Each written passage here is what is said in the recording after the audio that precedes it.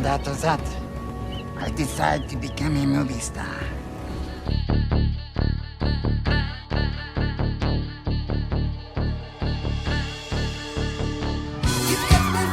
My legend is... Peter Dinklage is an American actor and film producer who has many outstanding works in his portfolio. The actor destroyed all stereotypes about appearance and achieved fame not because of his condition, but as a result of hard work and perseverance.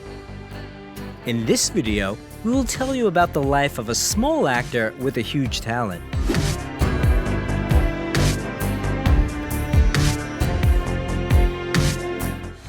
Peter Dinklage, how Tyrion from Game of Thrones lives and how much he earns. Peter Hayden Dinklage was born on June 11, 1969 in Morristown, New Jersey, in an ordinary family. His mother, Diane, worked as a music teacher in elementary school, and his father, John Carl, was an insurance agent, but he was out of work for several months a year. The actor has German, Irish, and English blood in his veins. At the time of Peter's birth, the family was already raising a son, Jonathan. In early childhood, the future actor was diagnosed with a rare gene mutation, achondroplasia. This is a type of dwarfism in which the growth of limbs slows down. Although the head and body develop according to the norm, it is noteworthy that only Peter was diagnosed with this condition. The rest of the family members are absolutely healthy. At the age of 5, the boy underwent surgery to straighten his legs, but doctors couldn't do more. In adolescence, Dinklage's height stopped at 4 feet 5 inches, while his weight was 77 pounds. Peter attended the Del Barton Catholic School for Boys. Because of his appearance, he was often bullied by his peers, and because of that, he became hot-tempered and unsociable. In an interview, Dinklage admitted that he managed to cope with the pressure of society thanks to his family, who taught him to accept himself. With age, the boy began to treat his condition with humor, which added to his confidence. In the 5th grade, Peter played the main role in the school production of The Velveteen Rabbit and received such a storm of applause that he decided to become an actor. After that, he participated in many productions until graduation. In his spare time, Dinklage developed his talent by performing puppet shows for neighbors with his older brother. By the way, Jonathan also had good acting skills, but his love for music prevailed, and he became a professional violinist. An interesting fact is that Bruce Springsteen's manager lived next door to the Dinklages. The famous musician often rehearsed there, and according to Peter's family, it was loud and they didn't like it at all. After graduating from high school in 1987, the actor enrolled at the Bennington Theatre College in Vermont, where he chose to major in playwriting. There, the guy proved himself as a talented and hardworking student, as well as a wonderful friend. Peter spent his extracurricular time, like all ordinary students, at loud parties with alcohol and music. He even performed with his own punk band, Wizzy, where he played trumpet and was one of the singers. In memory of his carefree youth, Dinklage has a noticeable scar along his face, which he received during one of his concerts, jumping on stage. In 1991, the young man graduated from college. After that, he and his best friend Ian Bell went to New York, where they planned to open a theater company. The guys didn't have much money, so they rented a cheap apartment in Brooklyn with a horde of rats and no heating. For a long time, Peter couldn't find a job. Theater groups didn't hire him, and movie producers only offered him to play leprechauns or gnomes. He refused to take them on principle, since most of them mocked people with dwarfism. After numerous casting failures, Dinklage got a job at a data processing company, but the money he earned was barely enough to pay the rent. Peter admitted that at that time he could often afford only a pack of chips a day. In the end, the guys were evicted for non-payment, after which Peter had to ask friends for a place to stay. Soon Dinklage got lucky and received a role in an independent movie. In 1995, the aspiring actor made his screen debut in the comedy drama Living in Oblivion, where his partner on the set was Steve Buscemi, who became his good friend. Do you know anyone who's had a dream with a dwarf in it? No! I don't even have dreams with dwarves in them. The only place I've seen dwarves in dreams is in stupid movies like this. In the film, Peter actually played himself, an actor who, due to dwarfism, is offered only stereotypical roles. However, despite the fact that Dinklage's acting received high reviews from critics, he couldn't find an agent. In 1996, Peter starred in Mickey Rourke's action movie Bullet, but was not even listed in the official credits. In subsequent years, he only received minor roles in low-budget films, among which the most notable were Safe Men, Human Nature, Just a Kiss, 13 Moons, and the TV series Third Watch. In 2003, Dinklage appeared in the drama The Station Agent, where he was cast as a reclusive dwarf, doomed to endless ridicule by others. Really angry? About what? Being a dwarf.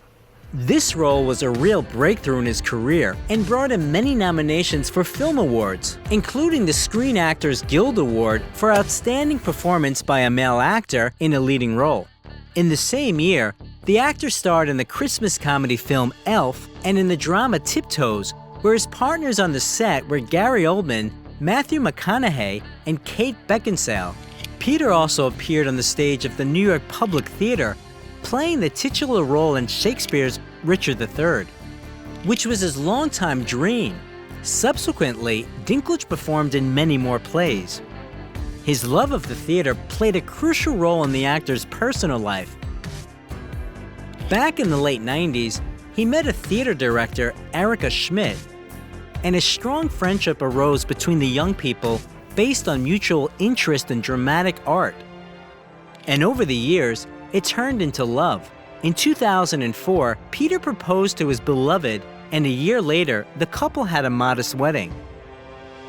In 2005, Dinklage starred in the TV series Life as We Know It and Entourage, the drama The Baxter, the comedy Surviving Eden, and in the drama Lassie, where he played an artist of a traveling circus. Then his filmography was replenished with the TV series Threshold and Nip Tuck, the romantic fantasy Penelope, and the crime drama Find Me Guilty, which also starred Vin Diesel. Despite the fact that the film failed at the box office, Peter's acting received high reviews from critics. In 2007, Dinklage played a mad scientist in the family fantasy Underdog, and also starred in the British comedy Death at a Funeral as Peter, who appears at a funeral ceremony and declares that he was the lover of the deceased, demanding money from his relatives for silence. How do you think that makes me feel?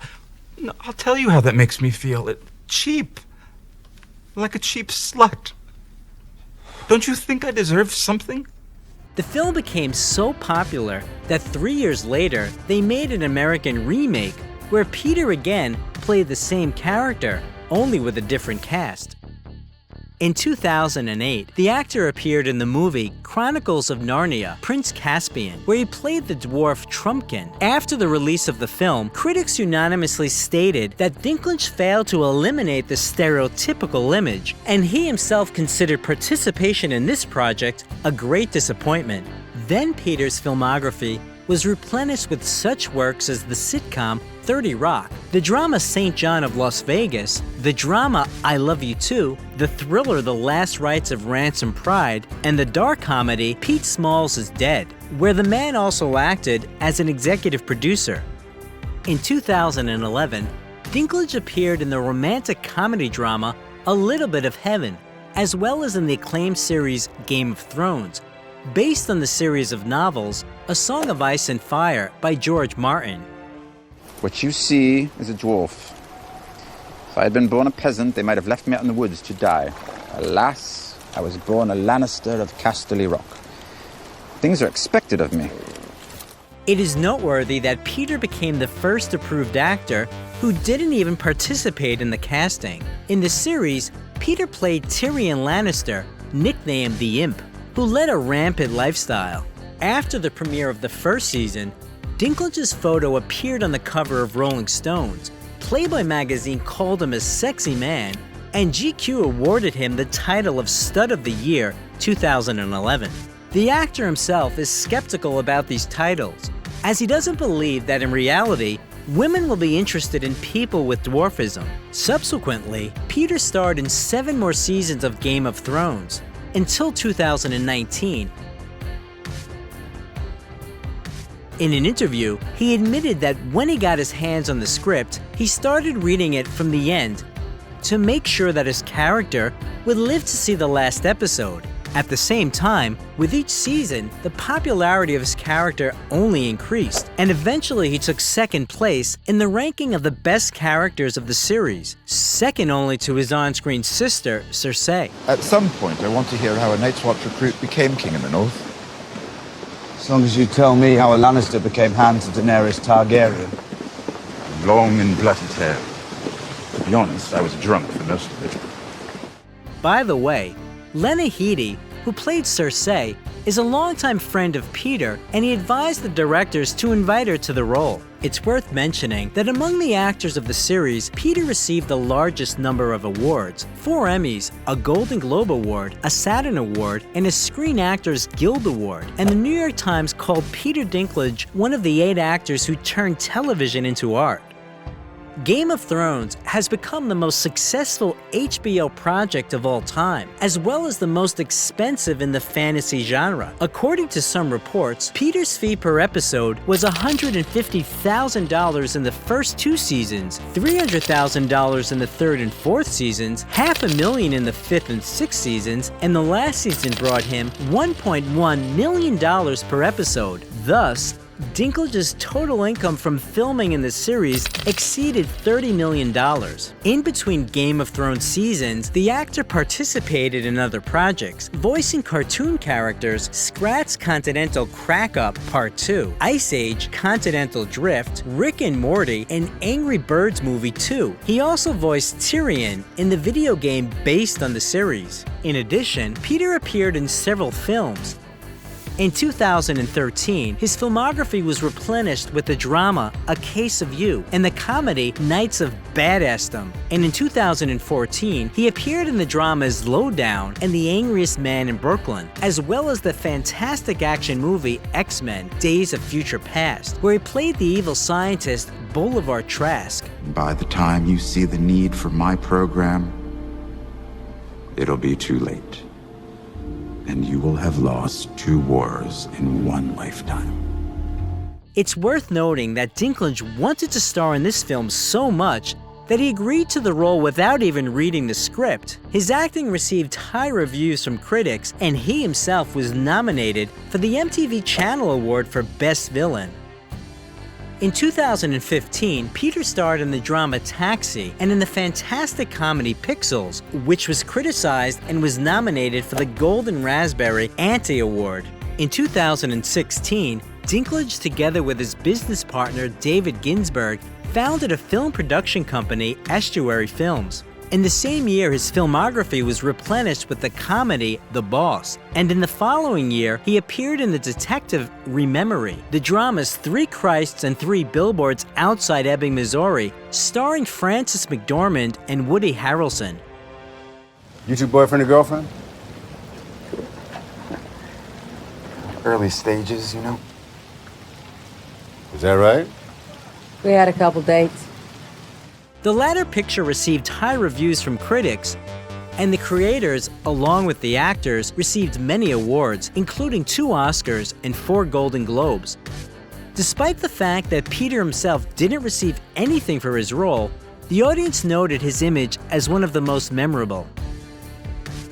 In 2018, the actor played the main role in the fantastic drama I Think We're Alone Now, and in the biographical film My Dinner with Hervé, which tells about the last days of the French actor Hervé Villechaize. Being famous is like being drunk, except the whole world is drunk with you. By the way, in both films, Peter was also a producer.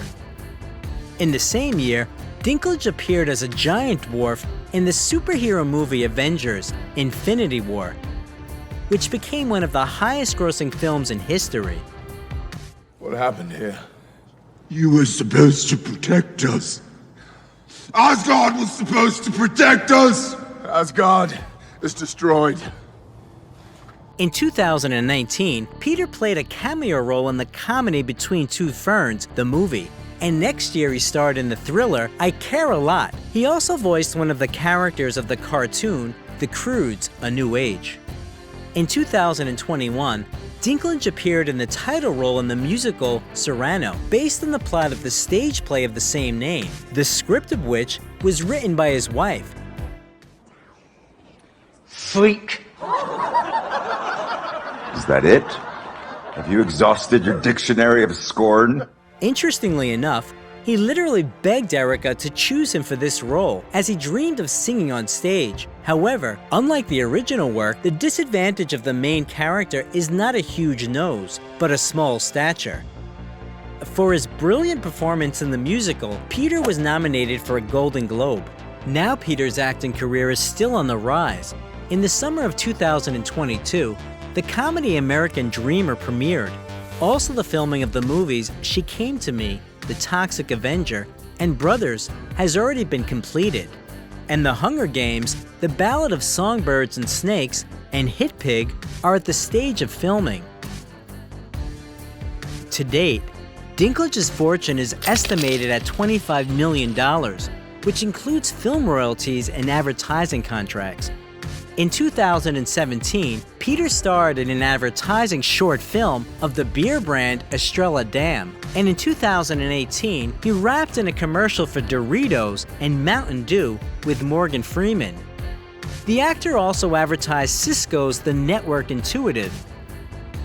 The funny thing is that Dinklage, having become famous, signed such a serious contract, because at the beginning of his career, he was only offered the role of elves in Christmas advertising, which he refused. The celebrity carefully hides his personal life from the public. Peter doesn't have social media accounts and is very angry when paparazzi are watching his family. The media learned that in December 2011, his wife gave birth to his daughter, whose name they don't disclose, and in September 2017, another child appeared in the family, whose gender and name are also unknown. According to some reports, the children don't inherit their father's condition. Dinklage and his family lived in Manhattan for a long time, where he could often be seen walking his dog or riding a scooter. A few years ago, the couple moved to a country house with a huge garden, which Peter enjoys taking care of. But all this remained hidden from the cameras and the prying eyes of fans. The actor owns a Chrysler 300, which was designed specifically for his condition. For obvious reasons, he also orders custom-made outfits or buys clothes in children's stores. Dinklage has been a vegetarian since the age of 16. When he needed to eat meat on the set of Game of Thrones, instead of real meat, they used tofu or just fake food. Peter is also a member of several animal rights organizations. One, he voiced the video Face Your Food on behalf of PETA, promoting eating vegan food for ethical reasons. The actor was repeatedly asked if he, as a celebrity, wanted to represent the interests of people with dwarfism. Dinklage replied that even now, he doesn't always manage to put up with his condition. So it would be hypocritical to try to help people cope with something that he can't cope with himself. However, he still took advantage of his popularity to draw attention to one incident. In 2012, in his speech at the Golden Globe ceremony, he mentioned the actor with dwarfism, Martin Henderson, who was thrown by a drunk rugby player at a New Zealand bar. As a result of the fall, Henderson suffered spinal damage and eventually died of his injuries in 2016. Peter became world famous after the release of Game of Thrones, but his filmography is full of other outstanding works. What movie with Peter Dinklage do you like the most? How Michael Douglas lives and how much he earns. Michael Kirk Douglas was born on September 25, 1944, in the young acting family of Kirk Douglas and Diana Dill. The boy was born in New Brunswick, New Jersey, but soon the family moved to New York. 2.5 years later, Michael had a younger brother, Joel. The family lived in a one-room apartment in the Greenwich Village area. Right now, our hero is called the heir to the show business's royal dynasty, but back then, his parents were just starting their careers. Kirk spent most of his time in California, filming under a studio contract, and his marriage with Diana couldn't withstand it. Michael's parents divorced when he was 6 years old, and he stayed with his mother. 7 years later, she remarried. Stepfather became the first adult Michael could talk to about anything, and thanks to whom the young man felt confident for the first time. But at school, none of the teachers could restrain his violent temperament. Even though Michael studied well, he skipped classes and talked back to the teachers. For some time, the young man worked at a mobile gas station. Some days he was an employee of the month, and other days he would track cars and steal spare parts from them with his friends. In addition to his stepfather, the authority for Douglas Jr. was his father, who managed to become a movie icon for the whole of America. Michael was so impressed by Kirk's films and the time spent with him on the set during the summer holidays that he also wanted to become an actor. He often asked his father which doors to knock on to break into Hollywood, but he was categorically against his son's choice of profession. However, when Michael enrolled at the University of California as a dramatic arts major and played in theatrical productions, Kirk came to his son's every performance, no matter how busy he was. At university, Douglas became friends with Danny DeVito, who later became his flatmate. They rented an apartment in New York for $150 a month. At the same time, the young man earned a living by delivering coffee at the cinema and working behind the scenes. Nevertheless, Kirk contributed to the beginning of his son's acting career. Together, they starred in and produced the 1966 film Cast a Giant Shadow. The following roles came only several years later. In the late 60s, early 70s, Douglas starred in several TV series and films such as Hail Hero and Summer Tree. On the set, the young man met a young promising actress, Brenda Vaccaro. The couple was inseparable for 6 years, living like hippies and vowing eternal love to each other. Michael calls this time the most wonderful in his life. But the relationship ended abruptly. Brenda just got in the car and left.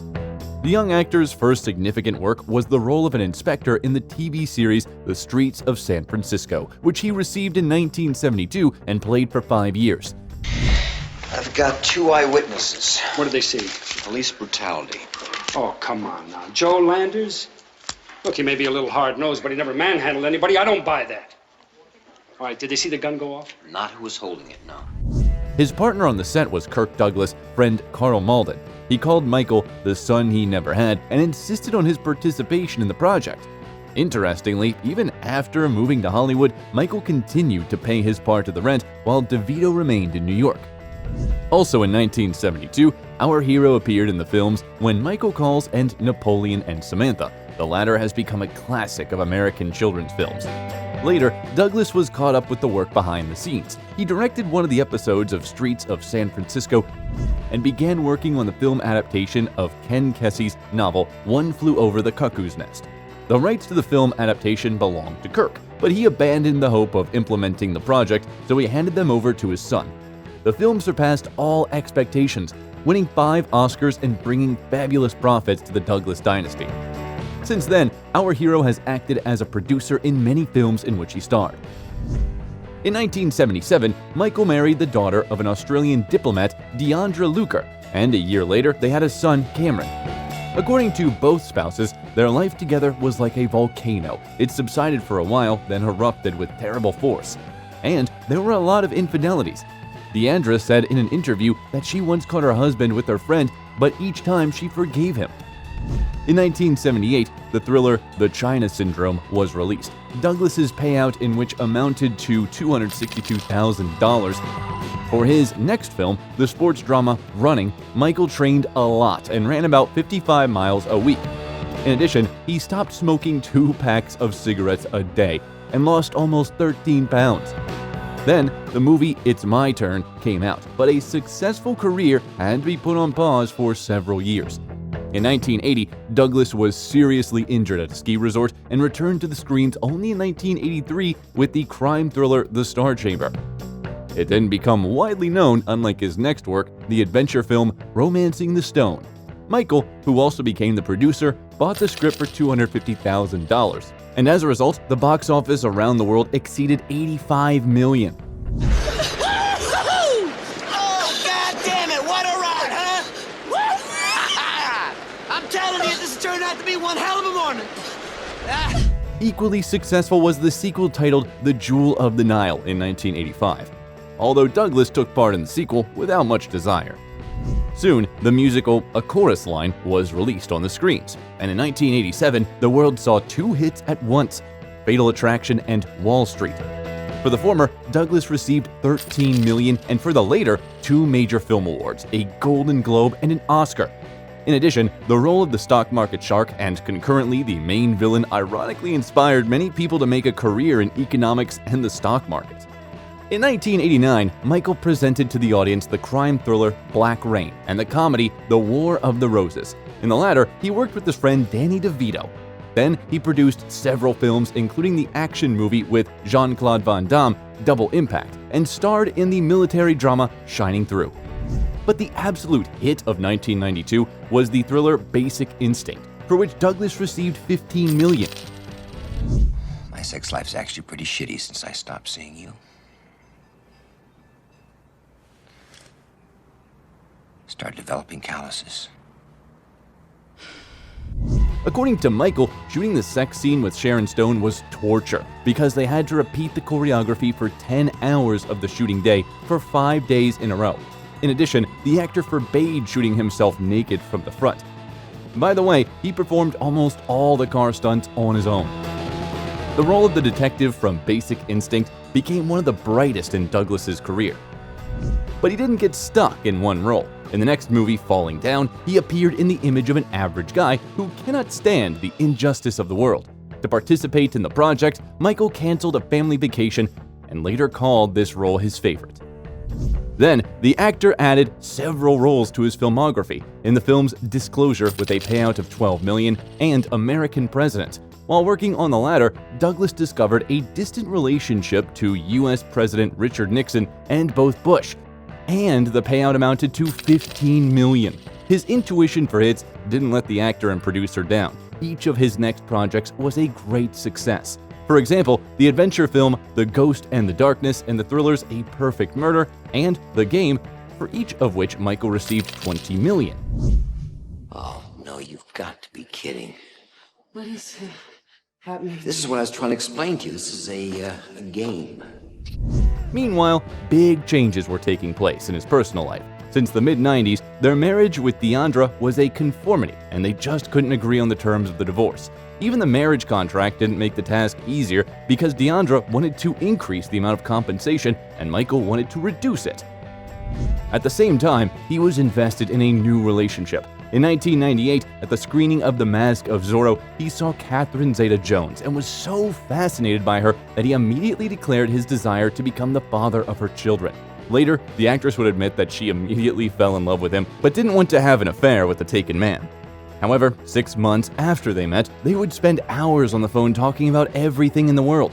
After that, the relationship developed rapidly. On New Year's Eve of 1999, Catherine was already pregnant, and Michael offered his beloved a long-prepared ring with a 10-carat diamond surrounded by 28 smaller stones. Its cost is estimated from $1 to $2 million. The actor's first wife then, without sarcasm, told reporters that he would have to change his religion to one where polygamy is allowed. But Douglas was already ready to agree to all Deandra's conditions. So in 2000, he paid her $45 million and left her a mansion in Beverly Hills, as well as half of the estate in Majorca. By the way, Michael tried several times to find a buyer for his luxury property, but since the ex-wife remained the co-owner, he took it off the market. In August of the same year, Catherine gave birth to their first child, Dylan Michael, and in November, they had a gorgeous wedding of the year, which cost the actor $2 million. However, $1 million was covered because the magazine OK paid for an exclusive photos from the magnificent celebration. Interestingly, Michael and Catherine were born on the same day with a difference of 25 years. Personal affairs didn't prevent Douglas from actively acting and producing. So, in the same year 2000, he presented the movie Wonder Boys and together with his young wife appeared in the thriller Traffic. These two projects brought our hero $15 million. This was followed by the films One Night at Nicole's, Don't Say a Word, The In-Laws, and It Runs in the Family. The latter involved representatives of 3 generations of the Douglas family, Kirk and Diana, their son Michael, and grandson Cameron. In 2003, the family of Michael and Catherine welcomed their daughter Caraceta. After her birth, the celebrities moved to Bermuda, where our hero's mother is from. For more than 10 years, the couple lived in a quiet life, leaving only for filming, and the children didn't even know what their parents were doing. Their daughter recalled that as a child, she was sure that the main occupation of her dad's life was to bake pancakes for breakfast and please mom. The couple still owns this cozy nest, although they tried to sell it in 2019 for $10.6 million but changed their minds. After a short break in his creative activity, Douglas returned to the screens in 2006 with the films The Sentinel, You, Me and Dupree, and a year later presented the comedy drama King of California. Then came the movies Ghosts of Girlfriends Past, Beyond a Reasonable Doubt, Solitary Man, and the continuation of the 1987 drama Wall Street, Money Never Sleeps. You're the ninja generation. No income, no job, no assets. You got a lot to look forward to. A busy period in his career again coincided with the vicissitudes of private life. His eldest son Cameron was a drug addict, and our hero had to forbid him to approach his family. In 2009, Cameron was accused of smuggling, which led him behind bars. By the way, Michael himself also suffered from addiction and in the 90s received treatment in a rehab clinic. His son also managed to get over a dangerous addiction, and Catherine Zeta-Jones at that difficult time became a real support for the family. But soon, another misfortune struck them. In 2010, Michael was diagnosed with laryngeal cancer. Catherine did everything to help her husband heal, but soon she couldn't stand the stress, and she started showing signs of bipolar disorder. Her periods of incredible activity were replaced by the deepest depression, and Michael didn't take his wife's problems seriously at all. These events almost put an end to their union, and they seriously talked about divorce, but still managed to make up. In 2012 to 2014, such films as Haywire and So It Goes, Beyond the Reach, and the biographical drama Behind the Candelabra were released. In the latter, the actor played the legend of American show business pianist and entertainer Liberace. And this role became a real gift for him after his illness. He trained for a long time, recreating the voice of his character and studied his piano playing technique. Also during this period, the actor starred in the comedy drama Las Vegas, along with Robert De Niro and Morgan Freeman. It's just winding up a little too fast, and I'm feeling old and alone. In 2015, Michael joined the Marvel Cinematic Universe playing the role of Hank Pym in the movie Ant-Man. He appeared in the same image in other projects, Ant-Man and the Wasp, Avengers Endgame, and the animated series What If. In addition, during the period, the actor starred in the action movie Unlocked, the thriller Animal World, took part in the voiceover of the children's series Green Eggs and Ham, and presented the series The Kominsky Method. For this comedic role, which is rare for him, Douglas received another Golden Globe. Why? It is fine. Which is what I said. No, you said it with an attitude, and you said, fine. Forgive me. Fine. Jesus, let's just order. Fine. In addition, our hero worked as a producer on the prequel to One Flew Over the Cuckoo's Nest. The series rashade about a psychiatric hospital nurse. At the end of 2018, Michael Douglas's star was unveiled on the Hollywood Walk, dedicated to the 50th anniversary of his career. The actor admits that only work helps him keep in shape and to be fit, and he has a lot of projects. In February 2023, the premiere of the fantastic action movie Ant-Man and the Wasp: Quantumania took place, where Douglas again played Hank Pym.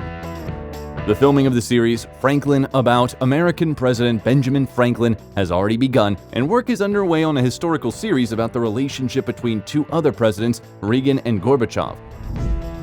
Neither age nor illness affected Douglas's intelligence, and he was still surprising others with his ability to instantly remember the names of people he sees for the first time, and to notice the slightest nuances that distinguish the manner of the interlocutor's behavior. He loves golf and Formula One, and also does a lot of charity work. As the UN peace envoy, he is on a mission to draw the world's attention to nuclear disarmament and the protection of human rights. Philanthropy Douglas's family affair. Through the registered fund, they send money to various organizations. The entire inheritance from Kirk Douglas of $61 million was also sent to a charity, especially since Michael's fortune greatly exceeds his father's capital. It is estimated at $350 million earned as an actor and producer. In addition, Douglas invests. However, after the 2008 crisis, when he lost about 35 to 40% of his fortune, Michael became more conservative in investments. Douglas owns a valuable real estate portfolio with assets all over the world, which he gradually sells for his own benefit. He owned a plot of land with an area of more than 12 acres in Westchester County, New York, which he bought in 2015 for $11.3 million and sold in 2019 for $20.5 million. Around the same time, he and Catherine paid only $4.5 million for a house in the wealthy suburb of Irvington in New York State. The 3-story Georgian mansion has 8 bedrooms, 12 bathrooms, several living rooms and dining rooms, an indoor swimming pool, and a picturesque view of the Hudson River. Douglas and his wife also own a large apartment in New York City overlooking Central Park. The 15-room penthouse includes a master bedroom and a cozy library. In 2021, the property was put up for sale, but apparently hasn't found its buyer yet. The actor can rarely be seen in commercial advertising. The exception is the German electronic stock trading company Comdirect. But the most interesting one is the 60-second video for the FBI in which Michael appeared as his character from Wall Street. It is known that Douglas owns cars of different brands and times, from vintage to modern, in particular the Mercedes-Benz Army-type car and the Toyota Prius. Now, the Douglas acting dynasty is continued by Michael's eldest son, Cameron, but so far his films haven't enjoyed great success. And which movie with this actor do you like the most? Okay. Okay. Okay. Okay.